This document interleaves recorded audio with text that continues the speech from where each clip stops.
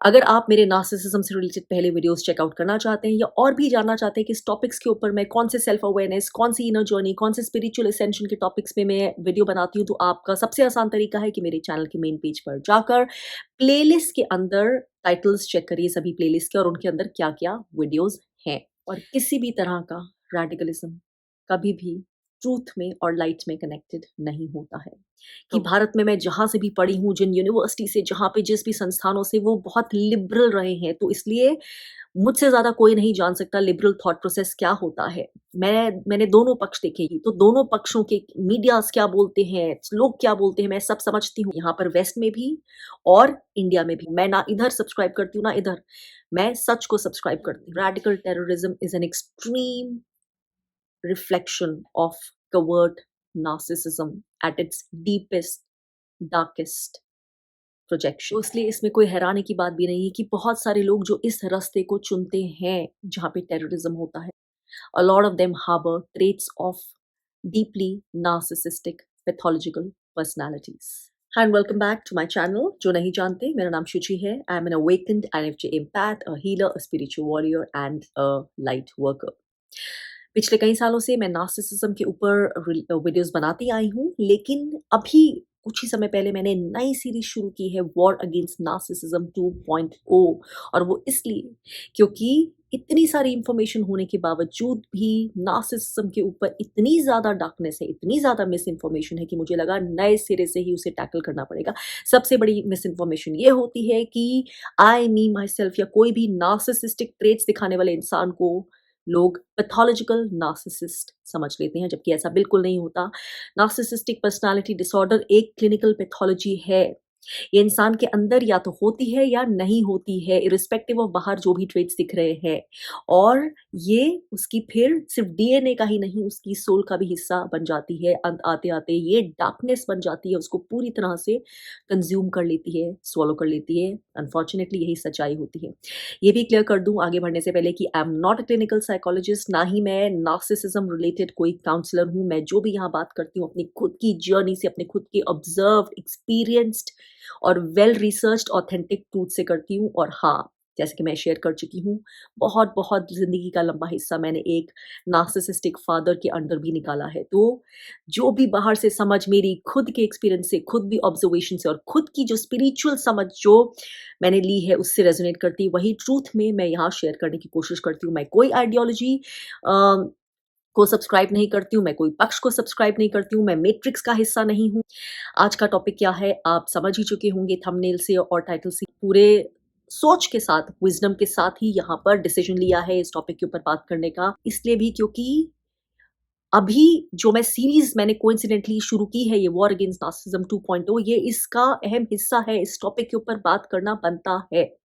ये भी क्लियर कर दूँ, कोई भी तरह की जो रेडिकल चीज़ होती है, कोई भी तरह का जो पक्षपात होता है, कोई भी तरह की जहाँ से भी मुझे हेट्रेड सेंस हो, चाहे वो अपने ही वहाँ से हो जहाँ जो मैं फ़ॉलो करती हूँ धर्म या कोई भी, मैं उसको फ़ॉलो नहीं करती हूँ, मैं सब्सक्राइब नहीं करती हूँ। लेकिन एट द सेम टाइम मैं वो भी देख पाती हूँ, जो किला है ना, जो एक टावर है जिसमें अभी के लिबरल्स ने खुद को ही कैद कर लिया है, चाहे वो यहाँ वेस्ट में हो, चाहे भारत में हो। सच को देखना मतलब आप खुद से अपनी डिसर्नमेंट, विज़डम, डिस्क्रिमिनेशन यूज़ कर पाएँ, लेकिन ऐसा मैं अनफॉर्च्युनेटली नहीं देखती हूँ। प्लीज़ अपने कमेंट्स जो भी यहाँ पर दें, रिस्पेक्टफुल रहे, थॉटफुल रहे। और अगर आपको लगता है कि आप जो धर्म फ़ॉलो करते हैं शायद ये उस पे पर्सनल, आपके ऊपर पर्सनल अटैक है, तो मैं ऐसा क्लियर करना चाहती हूँ। मैं किसी पर्सन पे, किसी के ऊपर पर्सनली अटैक नहीं कर रही हूँ। अगर आपको लगता है कि आप जो भी धर्म फ़ॉलो करते हैं, जो भी आइडियोलॉजी फ़ॉलो करते हैं, वो उसमें आप ट्रुथ के साथ हैं, आप पीस फ़ॉलो करते हैं, आप हार्मनी फ़ॉलो करते हैं, तो फिर आपको कोई वरी करने की ज़रूरत नहीं है, बात वहीं ख़त्म। ट्रूथ को समझने के लिए आपकी गट की ज़रूरत होती है। आप जो ऑब्ज़र्व कर रहे हैं, आप जो फ़ील कर रहे हैं, आप जो सेंस कर रहे हैं, आप जो दोनों साइड्स देखते हैं, सुनते हैं, परखते हैं, बहुत सालों की ये जर्नी होती है। फिर आपको अंदर से ट्रूथ क्या आता है? आपकी इंट्यूशन, आपका गट, आपकी एनर्जी सेंसिटिविटी क्या गाइड करती है, वहाँ से आता है। आपको जो सच है ना और जो अच्छा है, जो सुंदर है, वो कहीं से भी आ जाए, वो समझ आता है। जो मेरे खुद के अंदर के ट्रूथ से रेज़ोनेट करता है, वो एक ट्रूथ तो ट्रूथ है, चाहे कहीं से भी आए। तो उसी ट्रूथ के ऊपर मैं ये बात करने की कोशिश कर रही हूँ। जो भी चीज़ देखिए रैडिकलिज़्म होती है ना, वो अपने आप बाय नेचर ही जैसे ही वो रैडिकलिज़्म बनती है ना, वो एक लाइन जो थिन लाइन होती है ना गुडनेस की, ट्रूथ की, सुंदरता की, पीस की, हार्मनी की, वो पहले ही क्रॉस कर चुकी होती है। उसकी एनर्जी फ़ील होती है आपको, वो अपने आप में ही बैलेंस खो चुकी है वो चीज़।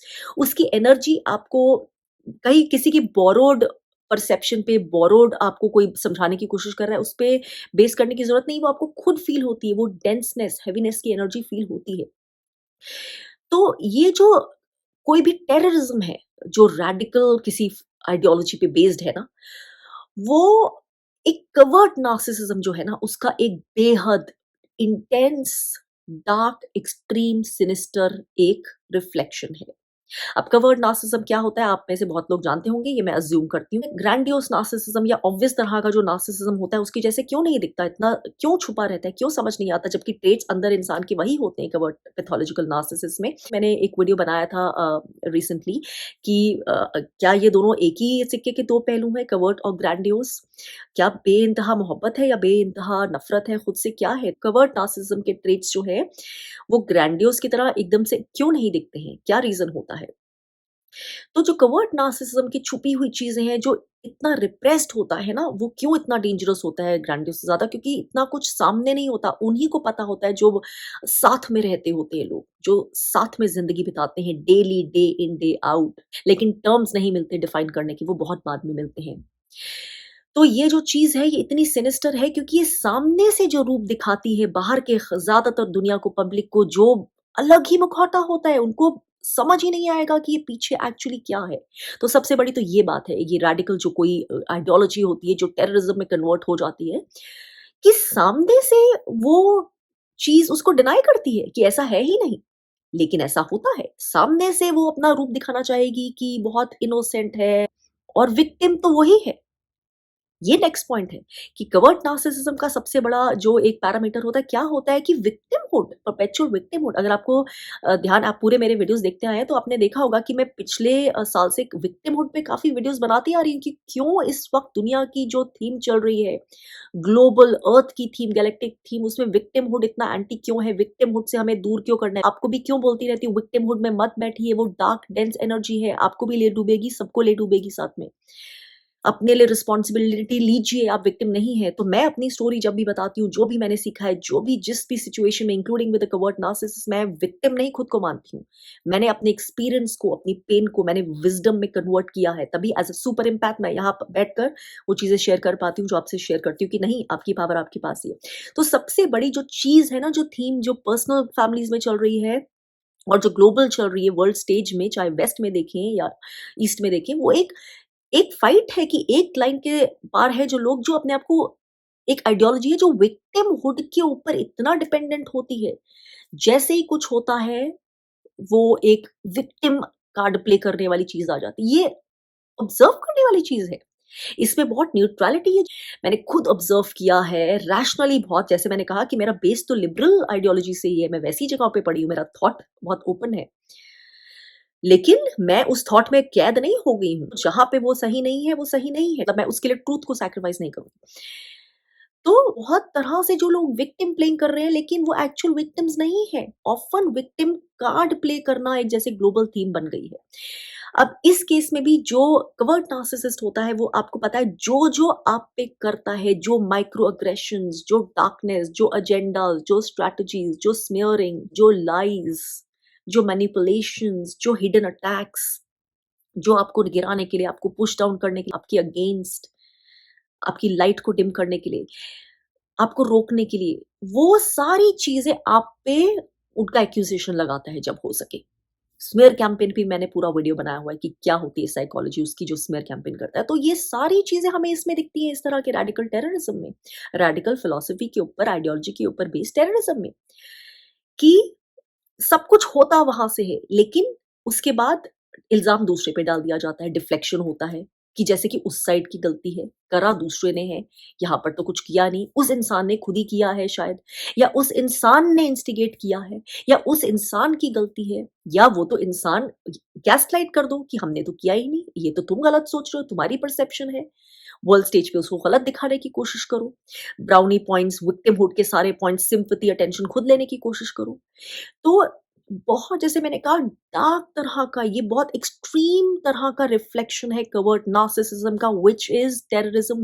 And then of course reactive abuse. You do something, आप उस रेडिकल जो अप्रोच है, जो रेडिकल आइडियोलॉजी बन गई, उसके तहत आपके जो एक्शंस हो रहे हैं, एक्शंस जो दूसरों के लिए इतने हार्मफुल हैं, डिस्ट्रक्टिव हैं, कोई एम्पैथी नहीं है उसमें, कोई थॉट नहीं है, कोई एक लाइट का एलिमेंट नहीं है, वो आप कर रहे हैं। और आप मजबूर कर रहे हैं दूसरे साइड को, जो जिनको जिसको वो कॉन्सिक्वेंसेस मिल रहे हैं आपके डिस्ट्रक्टिव डार्क एक्शंस के, कि वो रिएक्ट करे।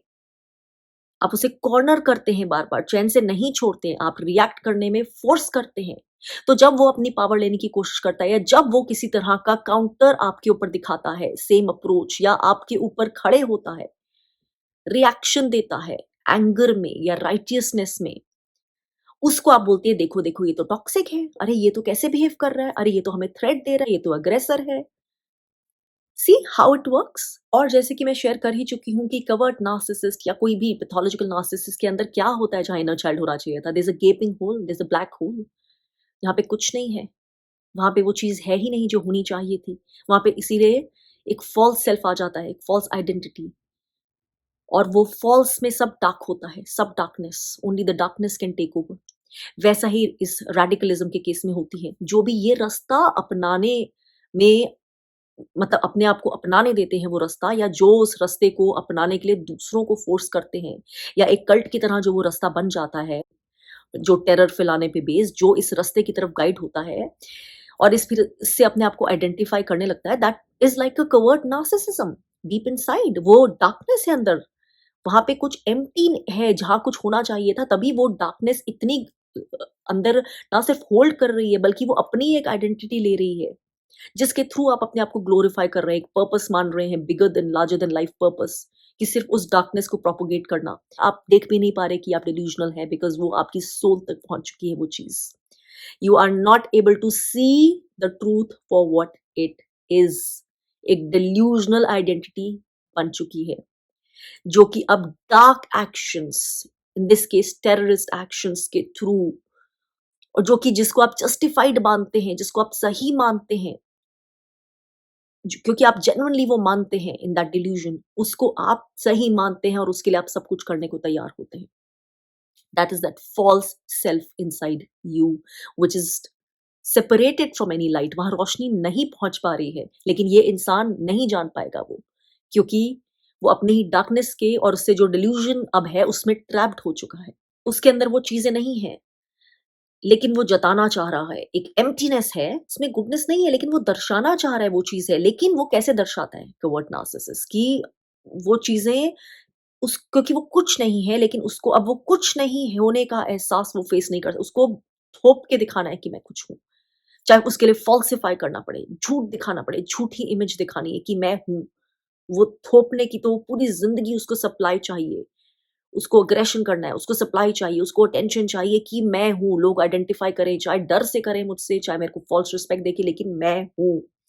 दूसरे जब मुझे वैलिडेट करेंगे तभी मैं समझ पाऊंगा, तभी मुझे एहसास होगा कि मैं हूँ, क्योंकि मैं कुछ नहीं हूँ ये मैं फेस नहीं कर सकता। Again this is what happens in radical terrorism. अब बार बार आपके एक्शंस, आपके जो डिस्ट्रक्टिव, जो डार्कनेस है, जो जिस तरह से पनपती है, जिस तरह से उसके उसके एक्शंस होते हैं, वो इट्स लाइक सेइंग कि कोई चैन से भी बैठा है, कोई थ्रेट नहीं कर रहा दूसरे जने को पीस में छोड़े, लेकिन नहीं, उसको बार-बार पोक करना है, बार-बार एग्रेशन करना है, बार-बार कभी छुपा के, कभी पीठ के पीछे, कभी ऐसे, कभी वैसे, क्योंकि चैन नहीं है, बिकॉज़ सप्लाई चाहिए, अटेंशन चाहिए, वो सारी चीज़ें चाहिए, बड़ा होके दिखाना है कि मैं हूँ। जबकि जो चीज़ सच में सुंदर है, खूबसूरत है, ट्रुथ में बेस्ड है, लाइट में बेस्ड है, वो सिक्योर है। कवर्ट नार्सिसिस्ट को तरह-तरह से अटेंशन गैदर करने की ज़रूरत है, बताने के लिए कि मैं हूँ, मैं एग्ज़िस्ट करता हूँ, ये मैं हूँ। सच को ज़रूरत नहीं है, वो सिक्योर है। आप उसे देखें, ना देखें, वैलिडेट करें, ना करें, उसे कोई फ़र्क नहीं पड़ता है। और अनफॉर्च्युनेटली बिल्कुल वैसे ही जैसे आप ना किसी कवर्ट नार्सिसिस्ट को हील कर सकते हैं, ना ही रेस्क्यू कर सकते हैं, ना ही उससे एम्पैथी की उम्मीद रख सकते हैं, ना ही बैठ के सेंसिबल डिबेट और डिस्कशन की उम्मीद रख सकते हैं और ना ही उसके बिहेवियर को एक्सेप्ट कर सकते हैं, जस्टिफाई और कंडोन कर सकते हैं। वैसे ही आप एक रेडिकल आइडियोलॉजी के ऊपर बेस्ड टेररिज्म के एक्शन को ये सब नहीं कर सकते हैं। अगर कर सकते हैं तो सिर्फ एक ही विकल्प है, खड़े होकर to stand up against it and take your power back. आपके ज़िंदगी के किसी भी हिस्से में, आपके ज़हन के किसी भी कोने में कोई रेडिकलिज़्म तो नहीं पनप रहा? ध्यान ज़रूर रखिएगा।